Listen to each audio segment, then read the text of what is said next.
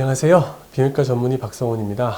이번에 있었던 북미성악회에서 나왔던 초록들에 대해서 동향이나 이런 걸 좀 말씀을 드릴게요. 먼저 말씀드릴 부분은 재생치료입니다. 발기부전에 있어서의 재생치료. 그래서 발기부전에 있어서의 재생치료는 크게 두 가지 방법이 있죠. 첫 번째는 체해 충격파, 두 번째는 플레이틀렛 리치 플라즈마.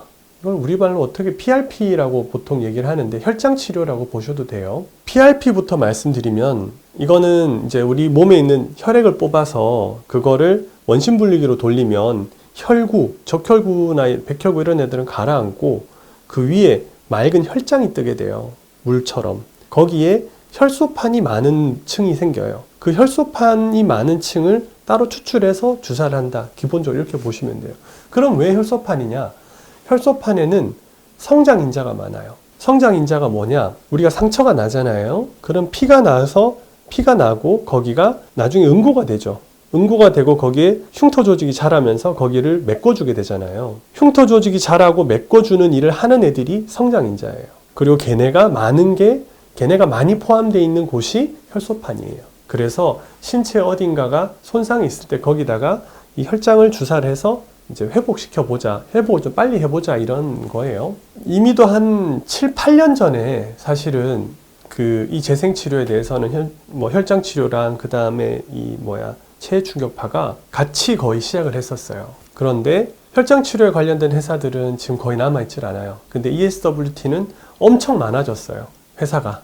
여러 가지 이유가 있는데 ESWT가 넓게 퍼진 거는 사실 모든 ESWT 기계가 효과가 있었고 모든 ESWT 기계에서 환자들이 효과를 봤기 때문에 그런 건 아니에요. 무슨 이유냐? 체해 충격파 기계는 미국에서는 그 에너지 레벨을 낮게 하면은 한국도 마찬가지지만 그냥 가정용 의료기기로 판매할 수가 있어요. 그래서 체해 충격파가 이발소, 미장원 이런 데서들 뷰티 살롱 이런 데서 이제 많이 한 거예요. 그래서 기계가 사실 세일즈가 좋았어요. 실제로 효과가 있는 기계가 많은 건 아니었고 여전히도 북미성악회에서는 체해 충격파 그 자체에 대해서 굉장히 부정적인 시각이 강해요. 왜냐? 미국 시장이 그렇기 때문에. 그 반면 유럽 시장은 어떠냐? 독일이나 이쪽은 어떠냐? 안 그래요. 거기는 그냥 가정용 의료기기로는 거의 판매가 되질 않아요. 프로페셔널 기계, 정말 효과가 있는 기계만 계속 찾아왔었어요. 이번 세션에 이제 SMSA, 북미성악회랑 세계성악회가 같이 있었으니까 미국 쪽 성악회에서 발표하는 세션 쪽에서는 체해 충격파가 좀 부정적이에요. ISSM은 주로 유럽에서 왔거든요, 이번에. 그쪽에서 발표할 때는 긍정적인 면이 강해요. 이게 부합이 되려면은 아마 제가 볼 때 앞으로 시간이 좀 더 걸릴 건데 서로 의료 제도나 환경이 다르잖아요. 여기에서 오는 결과 차이거든요. ESWT 쪽 논문들은 제가 볼 때는 유럽 쪽이 조금 더 환자들에게 좀 도움이 될 수 있는 게 있지 않나? 이렇게 생각해요. 방식이나. PRP의 경우에서는 앱스트랙트 발표나 초록 발표 이런 게 한 두세 건 있었는데 아직 갈 길이 멀다. 효과가 있을 수도 있는 것 같은데 정확하게 뭐를 어떻게 효과가 있을지는 모르겠다. 그리고 이거는 환자한테 아직까지는 미국에서는 적용하기는 좀 어렵다라는 게 결론이었어요.